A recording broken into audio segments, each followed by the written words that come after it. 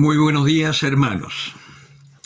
En este domingo 14 del tiempo ordinario vamos a contemplar el Evangelio de San Marcos en el capítulo 6, al comienzo. Y dice así: Jesucristo vino a su patria y sus discípulos le siguen. Cuando llegó el sábado se puso a enseñar en la sinagoga. La multitud al oírle quedaba maravillada y decía: ¿de dónde le viene esto? ¿Y qué sabiduría es esta que le ha sido dada? ¿Y estos milagros hechos por sus manos? ¿No es este el carpintero, el hijo de María, hermano de Santiago, José, Judas y Simón? ¿Y no están sus hermanas aquí entre nosotros? Y se escandalizaban a causa de él. Jesús dijo: un profeta solo en su patria, entre sus parientes y en su casa, carece de prestigio. Y no podía hacer allí ningún milagro a excepción de unos pocos enfermos a quienes curó imponiéndoles las manos. Y se maravilló de su falta de fe y recorría los pueblos del contorno enseñando. Palabra del Señor. Al leer así a primera vista, pareciera que la predicación de Jesucristo impacta y asombra por su sapiencia, pero no es así. En realidad, en el griego, en el texto griego, la palabra que se usa es más bien un asombro airado. De hecho, acá si seguimos leyendo abajo, dice: y se escandalizaban a causa de él. Vale decir, maravilla, ¿no? Habría que poner otro tono. ¿Y de dónde le viene eso? ¿Y qué sabiduría es esa? Como diciendo, está hablando tonteras, necedades, cosas, ¿no? Y esos milagros hechos por sus manos, ¿no serán de los demonios? Más o menos ese es el contexto o el espíritu que hay en esta palabra. ¿Por qué? Porque en la tradición judía, acuérdense que Moisés había hecho una ley que era un adelanto inmenso, lo hemos comentado en algún momento, de esta ley del ojo por ojo y diente por diente. Es decir, ellos tenían esta tradición: a los malos Dios los castiga y a los buenos Dios los bendice. Y además, para poder cumplir la ley y estar en la buena con Dios, tenían como 615 o 613 normas desglosadas de las 10 sentencias de Dios, lo que llamamos los 10 mandamientos, que no son mandamientos, en otro momento me meteré en eso, son 10 sentencias de Dios. Y ellos las habían desglosado en 600 y tantas normas que, si las cumplían, estaban en la voluntad de Dios. Algo que es imposible. Es decir, ellos estaban en el esfuerzo personal para salvarse. Y resulta que Jesucristo viene a hablar de otra cosa. Nosotros vemos en otros evangelios paralelos, por ejemplo, que el Señor dice: mi Padre hace salir el sol a buenos y a malos. Hace caer la lluvia para buenos y para malos.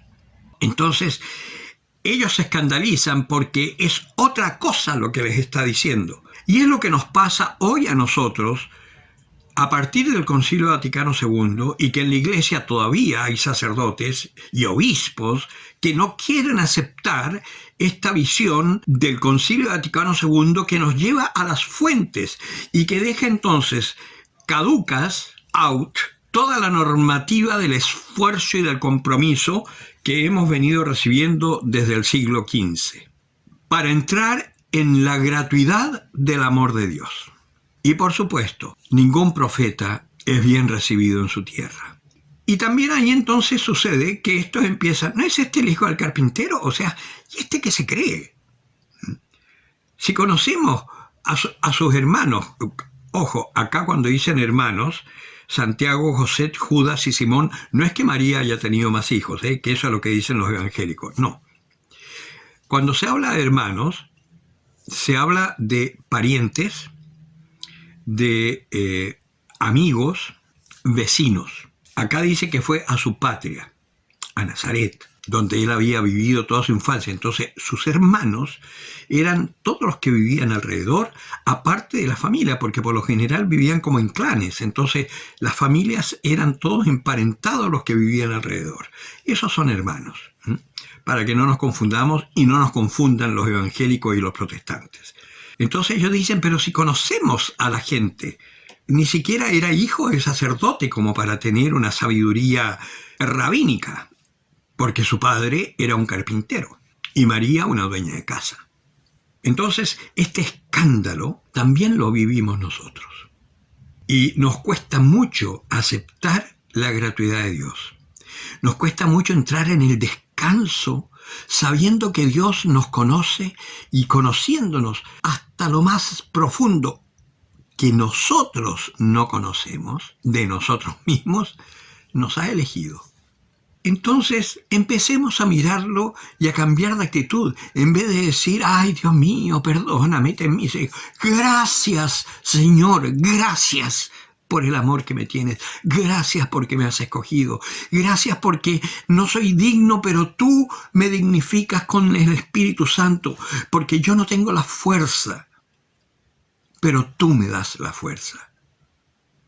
Nuestra vida se tiene que transformar en una acción de gracias cuando aceptemos nuestra debilidad, porque como dice San Pablo, en esa debilidad soy fuerte, porque ya no soy yo quien actúe, sino que es Cristo quien vive en mí.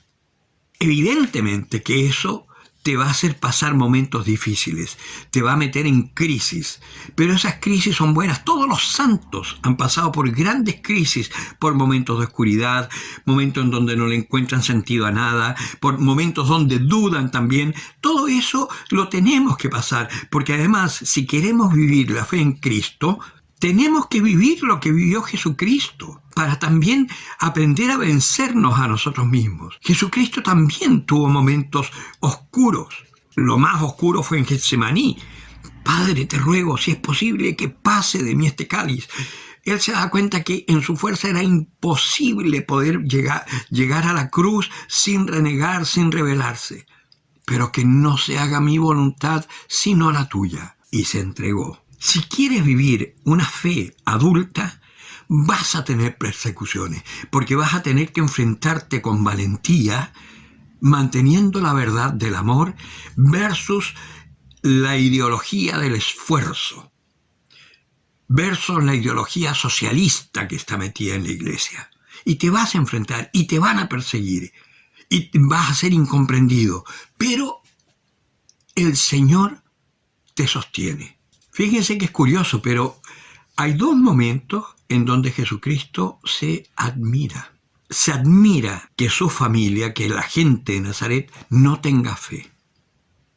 Y por otro lado, cuando Jairo le va a pedir que su hija se está muriendo, no es Jairo, es el centurión. Cuando el centurión, y también cuando el centurión le va a pedir que cure a su siervo que se está muriendo, y Jesucristo le dice, vamos, y él le dice, Señor, es que no soy digno que entres en mi casa, pero basta una palabra tuya, y mi siervo quedará sano. Y ahí dice allí el evangelista, y Jesús se admiró de la fe de este hombre, como un pagano tiene la capacidad de entregarse a la voluntad de Dios, de creer, pues nosotros también tenemos que empezar a creer, no acomplejarnos. Esta palabra me recuerda una poesía que aprendía cuando chico en el colegio, que dice que linda en la rama la fruta se ve, si lanza una piedra tendrá que caer. No es mío este huerto, no es mío, lo sé, mas yo de esa fruta quisiera comer. Mis buenos maestros dirían tal vez, qué niño tan malo, no juegues con él. Eso es típico de esta fe del esfuerzo, de esta religiosidad infantil de que tienes que ser bueno. Pues Jesucristo te diría, mira, ese niñito robó fruta, perdónalo, no sabe lo que hace. Juega con él. Ánimo.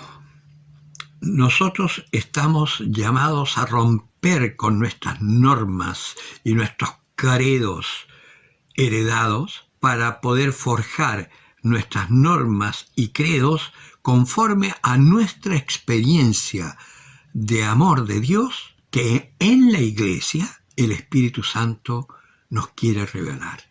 Les vuelvo a repetir, hagan el esfuerzo por ir a misa presencial, que es mejor terminar en la cárcel por desobedecer una orden humana y no tener una vida de infierno por no hacerle caso a Dios.